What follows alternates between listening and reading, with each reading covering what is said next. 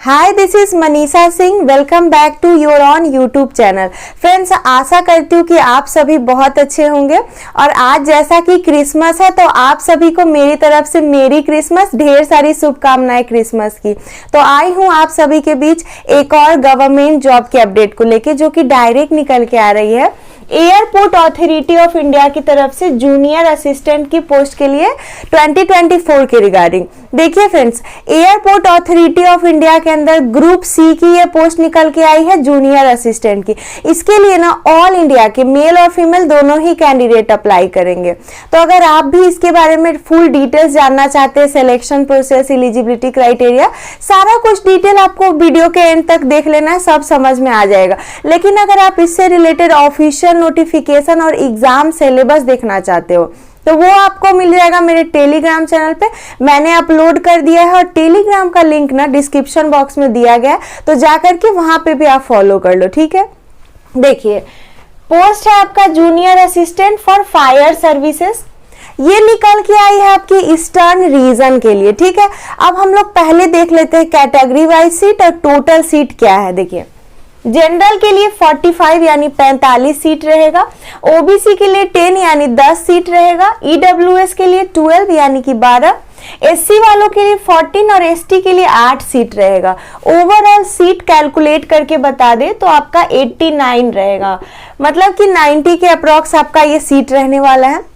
इसका जो नोटिस निकला है, रिलीज किया गया है 19 दिसंबर 2024 को, यानी 19 दिसंबर को नोटिस, शॉर्ट नोटिस के थ्रू बता दिया गया कि कब से ऑनलाइन होगा। उसमें डेट दिया गया है आपका 30 दिसंबर। 30 दिसंबर से फॉर्म ऑनलाइन होना स्टार्ट हो जाएगा।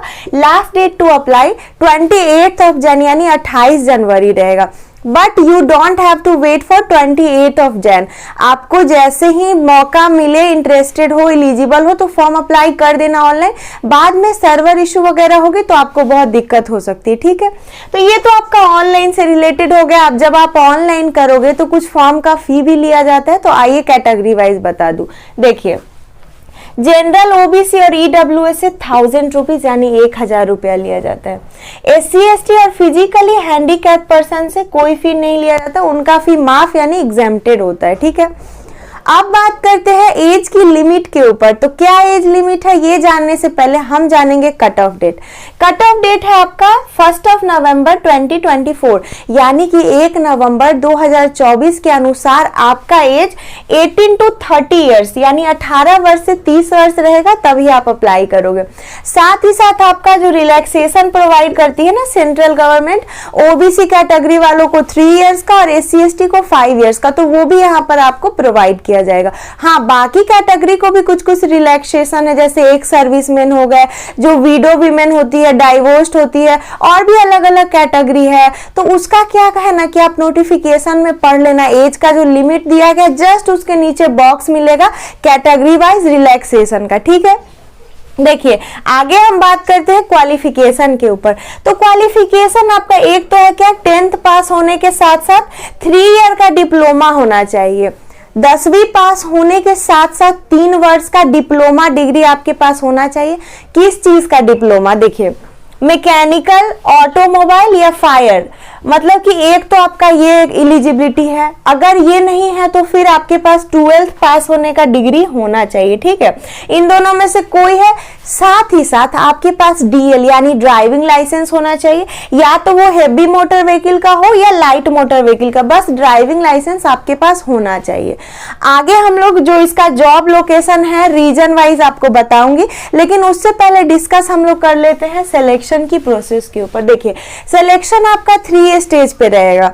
Eight first stage you have to qualify the online CBT, यानी कि कंप्यूटर बेस्ड आपकी परीक्षा होगी, उसको क्वालिफाई करोगे आप।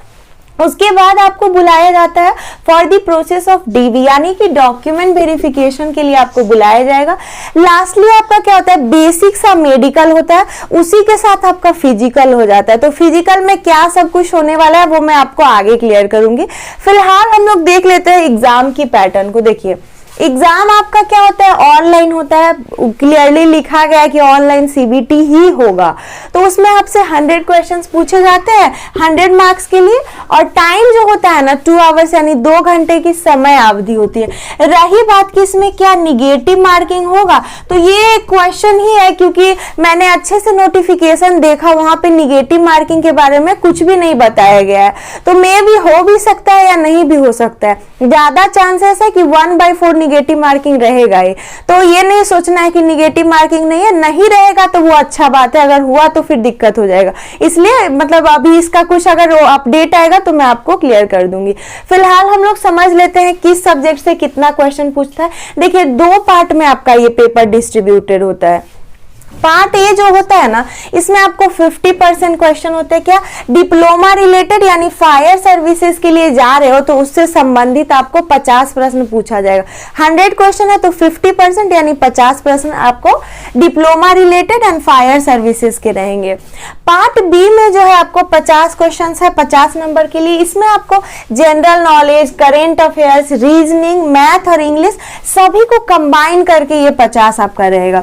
तो ये ओवरऑल आपका हो गया एग्जाम का पैटर्न। अब एग्जाम में जो है मिनिमम पासिंग मार्क्स बताया गया, ठीक है। कैटेगरी वाइज बता देती हूँ। जनरल, ओबीसी और ईडब्ल्यूएस को 50 लाना है, 100 आउट ऑफ 50। एससी एसटी वालों को 100 आउट ऑफ 40 लाना है। देखिए ये जो होता है ना, बस बताने के लिए होता है कि मिनिमम पासिंग मार्क्स ये है, क्वालिफाइंग है। लेकिन आपको देखिए अभी हर चीज में 89 पोस्ट है, लेकिन फॉर्म जो है बहुत सारे बच्चे अप्लाई करेंगे, लाखों लाख अप्लाई हो जा रहे हैं। तो उसमें क्या होता है ना कि मिनिमम पासिंग मार्क्स तो कोई आपसे पूछेगा ही नहीं, कट ऑफ मार्क्स जाता है वो भी बहुत हाई जाता है। तो आपको 100 के अकॉर्डिंग अच्छा मार्क्स लाना है, तभी आप कट ऑफ पार करोगे और आपका सिलेक्शन होगा आगे की प्रोसेस के लिए। तो देखिए एग्जाम के बाद डीवी के लिए बुलाएंगे, फिर मेडिकल होगा। मेडिकल में क्या होता है ना कि आपका हाइट, वेट सब कुछ उसी में कैलकुलेट किया जाएगा, आई साइट देखा जाएगा, बहुत सारी चीजें वो मैं यहाँ पे आपको मतलब एक वीडियो में तो एक्सप्लेन नहीं कर पाऊंगी। इसलिए अच्छा यही रहेगा कि नोटिफिकेशन में आप मेडिकल का भी सारा जानकारी देख लेंगे, ताकि अगर आप में कोई मेडिकल इशू हो तो फिर आगे उसका क्या करना है, अभी बहुत समय है तो देख लीजिएगा। देखिए इसमें जो आपका वेट है ना, मिनिमम वेट जो है मेल कैंडिडेट का 55 केजी होना चाहिए, और जो है ना फीमेल्स का 45 केजी होना चाहिए, ठीक है। तो ये मतलब मोटा मोटी मैंने जो पढ़ा था उसके अकॉर्डिंग आपको बताया, बाकी डिटेल आप खुद से देखेंगे। उसके बाद आपका जो फिजिकल में क्या क्या होगा वो मैं आपको बता देती हूँ। देखिए पहले तो 100 मीटर की रनिंग यानी 100 मीटर की दौड़ होगी। उसके बाद कैरिंग और lifting a sand bag to 50 metre, मतलब कि आपको एक बालू का से भरा एक सैंड बैग होगा, उसको उठा करके कंधे पे लाद के 50 मीटर आपको आप उठा कर भी ले जा सकते हो, तो उसका एक टेस्ट हो जाएगा। फिर आपका पोल क्लाइंबिंग होगा, एक लंबा सा पोल होगा, उस पर चढ़ के आपको दिखाना होगा। रोप क्लाइंबिंग मतलब वर्टिकल एक रस्सी लटकी होगी, उसमें आपको हाथ और पैर की मदद से चढ़ना होगा। फिर आपका लैडर क्लाइंबिंग एंड डिसेंडिंग होता है, मतलब वो जो रस्सी वाली सीढ़ी है, बहुत टाइम आप मूवी में देखते होंगे, उस पे चढ़ के और फिर नीचे वापस आके आपको दिखाना रहेगा, ठीक है। उसके बाद ये जो आपका 5 सेक्शन है ये आप क्वालिफाई करोगे तभी आगे फर्दर आपका जो है सिलेक्शन हो पाएगा। ये जो 5 आपका यहाँ पर फिजिकल में प्रोसेस है, ईच सेक्शन आपको 20 मार्क्स होते हैं, टोटल आपका फिजिकल 100 मार्क्स का होता है।